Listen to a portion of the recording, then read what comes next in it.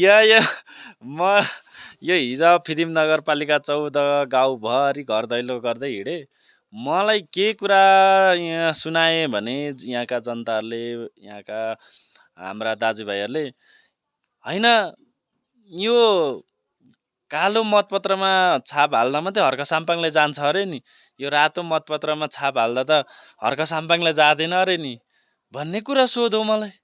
अनि कसले भन्यो त भन्दाखेरि त यो ताराका मान्छेहरूले भनेको, रुखका मान्छेहरूले भनेको, सूर्यका मान्छेहरूले भनेको, घन्टीका मान्छेहरूले भनेको भन्छन्। म छक्क परेँ। यो पुराना पार्टी बनाउँदाहरूले यो झुटका खेती, यो भ्रामक कुराहरू छर्न कति जानेका। कालो मतपत्रमा हाल्दा मात्रै हर्क साम्पाङलाई जान्छ है, अरे रातोमा त हाल्दा त जाँदैन हर्क साम्पाङलाई भन्ने कुरा, भ्रामक कुराहरू गर्दै हिँडिरहेका रहेछन् यहाँ हाम्रा गाउँमा।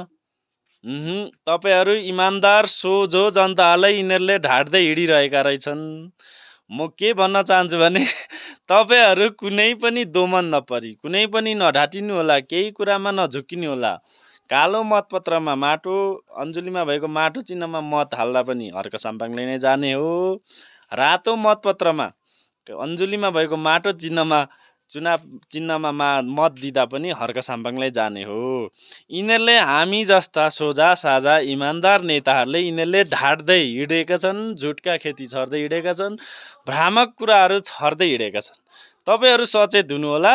दुवै मतपत्रमा अञ्जुलीमा भएको माटो चिन्हमा तपाईहरूले मत दिनुपर्ने हुन्छ, नत्र कुनै हालतमा तपाईहरूले पुराना पार्टीहरूलाई मत नदिनु होला, अञ्जुलीमा भएको माटो चिन्हमा मत दिनु होला।